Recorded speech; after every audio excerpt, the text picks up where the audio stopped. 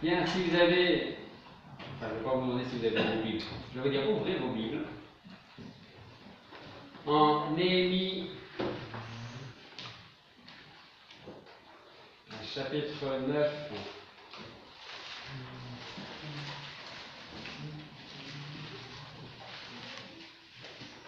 Néhémie, chapitre 9, nous allons continuer.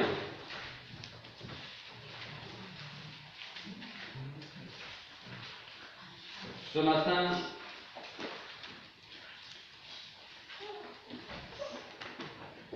non pas avec le retour de Christ, parce que ça nous l'avons vu, mais ce serait plutôt la suite due au retour de Christ. Donc Néhémie, chapitre 9 et verset 6.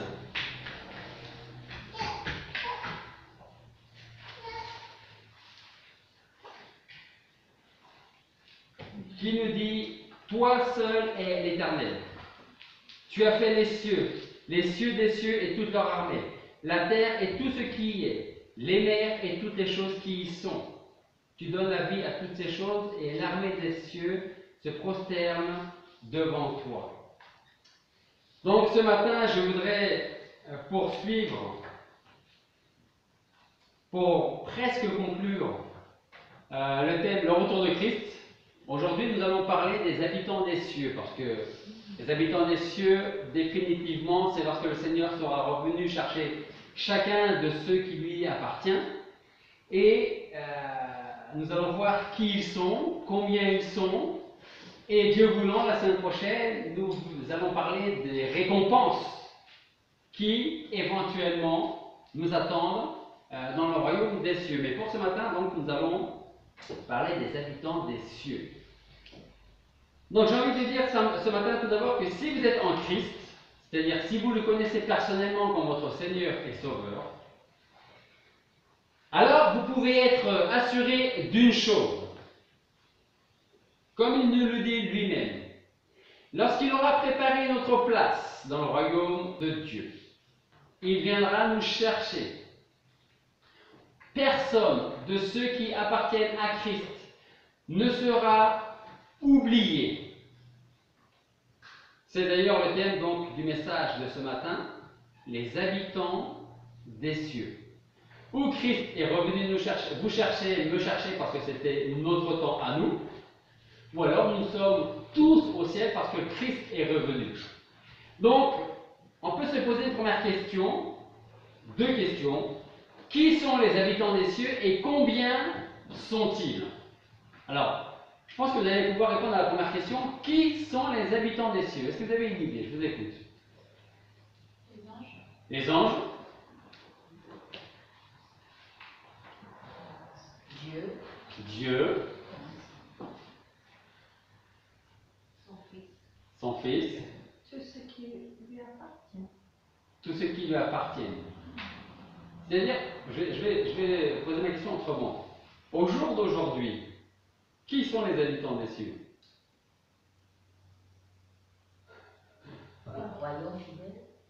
Exactement. Dieu, notre Seigneur Jésus-Christ, l'Esprit Saint, et tous ceux qui sont déjà aujourd'hui avec le Seigneur.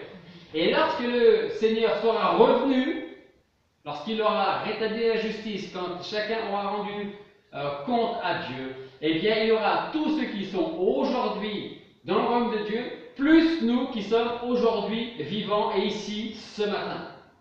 Donc ça c'était la première question qui était assez simple. La seconde c'est combien sont-ils?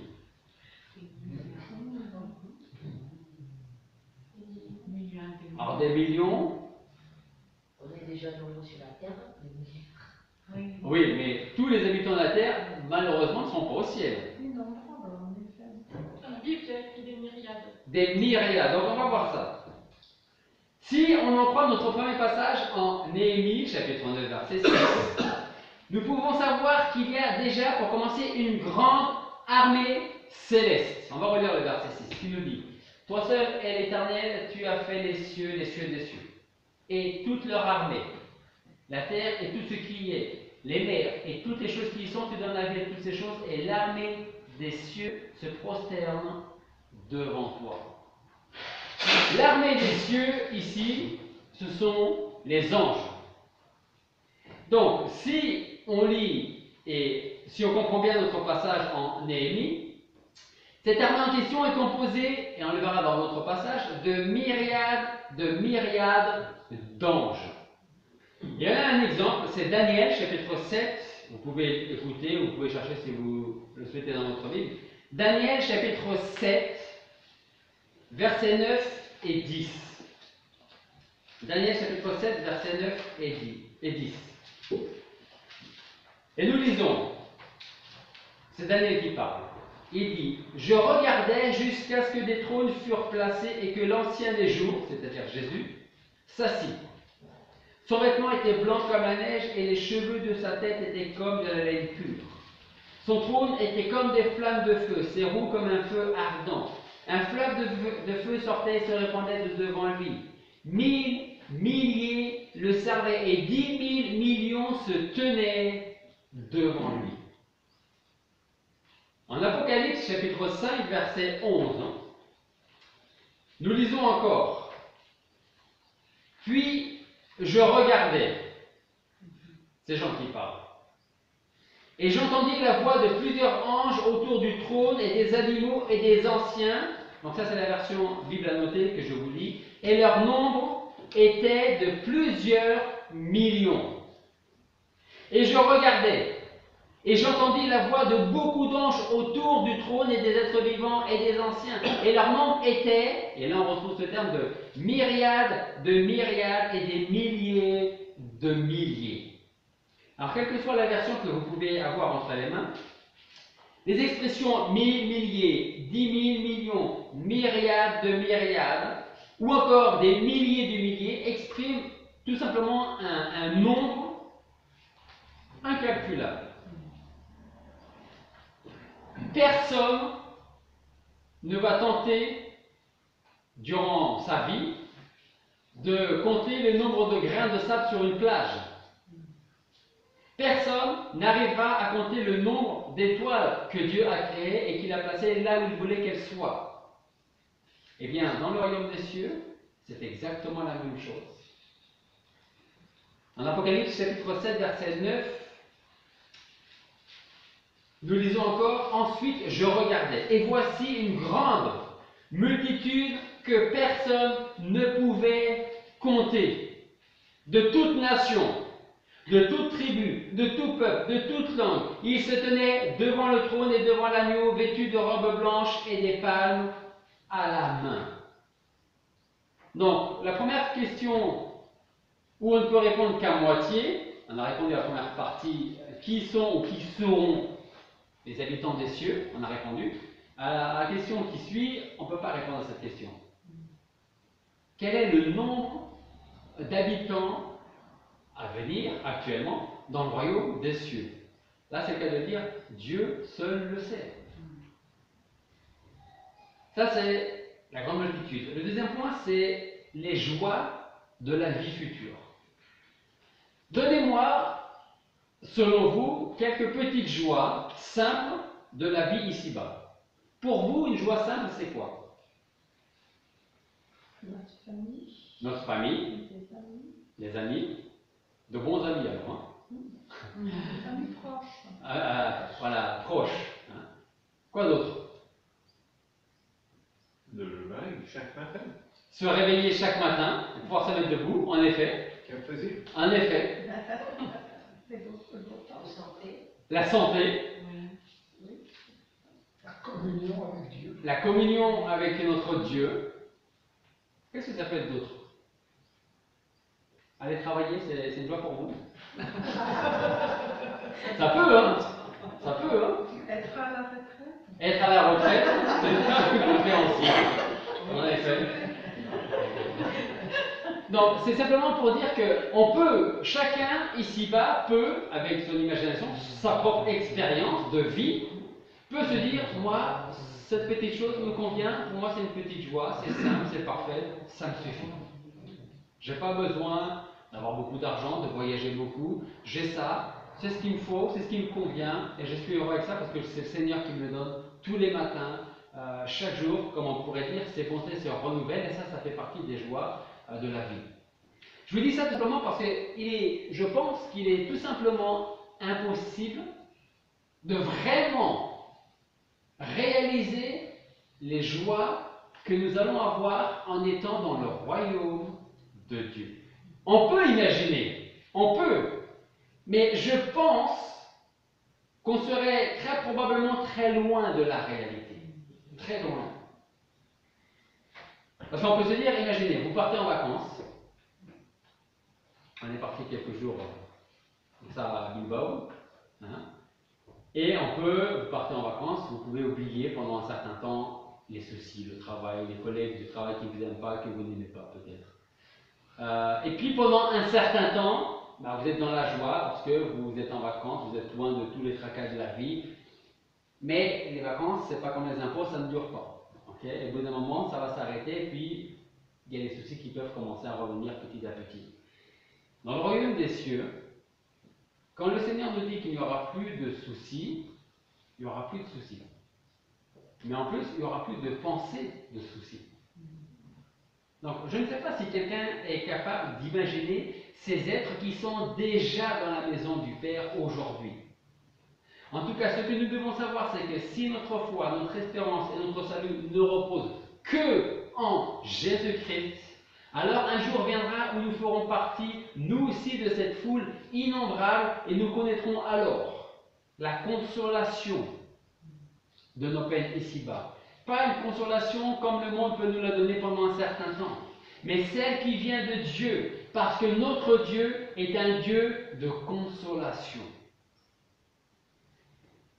Regardez Ésaïe 35 avec moi. Je regarde quand même parce que je ne suis pas trompé dans la référence. Ésaïe 35.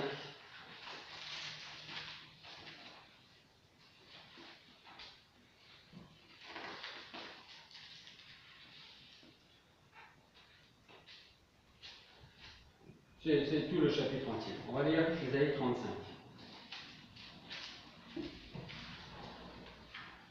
Ce passage nous dit: le désert et le pays aride se réjouiront.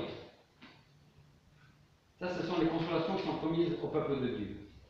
La solitude sera dans l'allégresse, et fleurira comme le lys. Elle fleurira et elle sera dans l'allégresse, elle poussera des cris de joie et des chants de triomphe. La gloire du Liban, la magnificence de Carmel et de Saron lui est donnée. Ils verront la gloire de l'Éternel, la magnificence de notre Dieu. Fortifiez les mains languissantes, affermissez les genoux tremblants. Dites à ceux qui ont le cœur troublé: prenez courage et ne craignez plus, voici votre Dieu. La vengeance viendra, la rétribution de Dieu. Il viendra lui-même et vous délivrera. Alors les yeux des aveugles seront ouverts et les oreilles des sourds seront débouchées. Alors le boiteux sautera comme un cerf, et la langue du muet chantera de joie, car des eaux jailliront au désert et des torrents dans la solitude. Le lieu aride se changera en étang et la terre altérée en source d'eau. Le lieu où les chacals avaient leur gîte sera un parc de roseaux et de joncs. Il y aura là une route et un chemin qui s'appellera le chemin de la sainteté. Celui qui est souillé n'y passera point, mais il sera pour eux seuls. Ceux qui marcheront dans ce chemin, même les insensés ne s'égareront point. Il n'y aura point là de lion, les bêtes farouches n'y monteront pas et ne s'y trouveront point, mais les rachetés y marcheront. Et ceux dont l'Éternel aura payé la rançon. J'aime beaucoup ce verset 10. Et ceux dont l'Éternel aura payé la rançon retourneront et viendront en Sion avec un chant de triomphe, une allégresse éternelle sera sur leur tête. Ils obtiendront la joie et l'allégresse, la douleur et le gémissement s'enfuiront. Au début de ce chapitre, nous lisons: fortifiez les mains languissantes, affermissez les genoux tremblants, dites à ceux qui ont le cœur troublé: prenez courage et ne craignez plus, voici votre Dieu. C'est mon désir ce matin. Si vous aussi vous avez les mains languissantes, si vos genoux tremblent à cause de la peur, ou parce que vous avez un âge avancé, alors ne doutez plus. Bien au contraire, réjouissez-vous Parce que bientôt, le Seigneur viendra nous chercher. Qui n'a jamais eu le cœur troublé par des soucis? Des soucis avec les enfants, des soucis avec les parents, des soucis avec le conjoint, au travail. Si vous avez le cœur troublé par quoi que ce soit, qu'il ne le soit plus et prenez courage. Parce qu'un jour arrive où nos yeux verront Dieu. Qui veut croire ça? Hein? Un jour, nos yeux verront Dieu. Encore quelques consolations pour ici-bas avant de rejoindre ceux qui se trouvent déjà dans la maison du Père. Toujours en Ésaïe, vous pouvez écouter, vous pouvez chercher, c'est au chapitre 51, les versets 11 à 16. Ésaïe, chapitre 51, versets 11 à 16. Et écoutez encore ces consolations. Les rachetés de l'Éternel retourneront et viendront à Sion avec des chants de triomphe, une allégresse éternelle sera sur leur tête.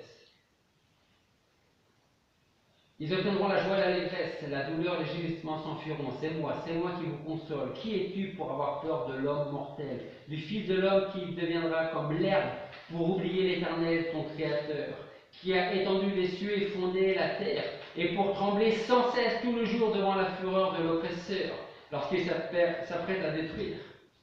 Où donc est-elle, la fureur de l'oppresseur? Bientôt l'homme courbé sous les fers sera mis en liberté. Il ne descendra pas dans la fosse et son pain ne lui manquera pas. Car je suis l'Éternel, ton Dieu, qui frappe la mer et fait mugir ses flots. De qui le nom de l'Éternel? De qui le nom est l'Éternel des armées? J'ai mis mes paroles dans ta bouche et t'ai couvert de l'ombre de ma main pour rétablir les cieux et fonder la terre, pour dire à Sion, tu es mon peuple. Vous n'avez jamais entendu pour vous-même cette consolation de Dieu, peut-être quand parfois vous étiez vraiment au plus bas, et que vous entendez le Seigneur vous dire, je suis là, tu es mon enfant, je suis ton Dieu. Et là il dit, fortifie-toi, prends courage, encore un peu de temps et je viendrai te chercher.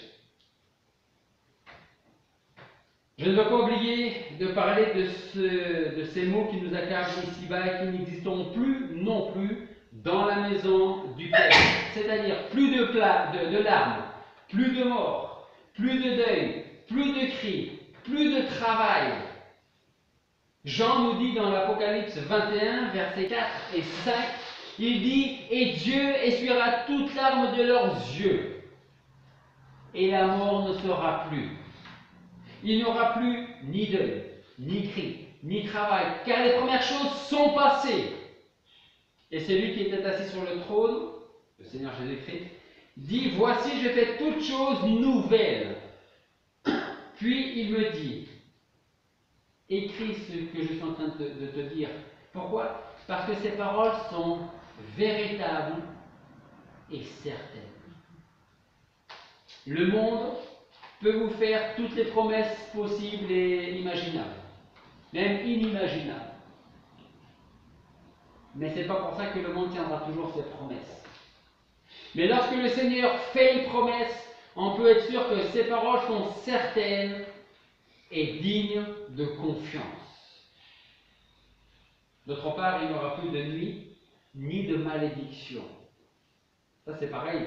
Ça peut être difficile d'imaginer être dans le royaume de Dieu et ne plus avoir de nuit. On est tellement habitué, on va vivre ici-bas, allez, en moyenne, entre 75 et 80 ans dans la moyenne. On a vécu le jour, on a vécu la nuit, et quand on va passer l'éternité, ça n'a aucune comparaison avec 75 ans de moyenne de notre vie, sans aucune nuit, ça aussi, ça peut nous faire réfléchir et dire, mais comment? On ne va pas dormir. Ben, peut-être que non, je ne pense pas d'ailleurs. Vous voyez, on peut toujours avoir des questions sans forcément avoir les réponses, mais ces réponses, on les aura quand on sera dans le royaume de Dieu. Donc, Apocalypse chapitre 22, versets 1 à 7. Après cela, l'ange me fit voir un fleuve d'eau vive, clair comme du cristal. Si vous avez de l'imagination, essayez d'imaginer ce que je suis en train de vous lire. Vous pouvez fermer les yeux si vous voulez, essayez d'imaginer un petit peu la scène. L'ange me fit voir un fleuve d'eau vive, clair comme du cristal qui sortait du trône de Dieu et de l'agneau. Et au milieu de la place de la ville, et sur les deux bords du fleuve, était un arbre de vie portant 12 fruits, rendant son fruit chaque mois. Et les feuilles de l'arbre étaient pour la guérison des gentils. Il n'y aura plus aucun anathème, aucun malheur. Et le trône de Dieu et de l'agneau sera en elle. Et ses serviteurs le serviront. Ils verront sa face et son nom sera sur leur front. Il n'y aura plus de nuit. Ils n'auront plus besoin de lampe ni de lumière du soleil parce que le Seigneur Dieu les éclairera et ils régneront au siècle des siècles. Il me dit ensuite, encore une chose qu'il faut retenir, ces paroles sont certaines et véritables, dit le Seigneur. Le Dieu des saints prophètes a envoyé son ange pour déclarer à ses serviteurs les choses qui doivent arriver bientôt. Et il conclut en disant, voici, je viens bientôt. Heureux celui qui garde les paroles de la prophétie de ce livre. Le Seigneur dit, voici, je viens bientôt. Gardons les yeux vers le ciel parce que le Seigneur revient bientôt. Les justes seront glorifiés. Justes non pas par leurs œuvres, vous le savez, mais par le sacrifice de Jésus-Christ. Jésus lui-même nous dit en Matthieu chapitre 13, verset 43, que les justes resplendiront comme le soleil dans le royaume de leur Père. De plus, il transformera lui-même notre corps humilié, fatigué, chargé, en un corps semblable au sien. Et enfin, la mort ne sera plus. C'est ce que nous lisons en 1 Corinthiens chapitre 15, verset 26. L'ennemi qui sera détruit, le dernier, c'est la mort. Une autre joie de la vie future sera la gloire éternelle, et je termine avec ça.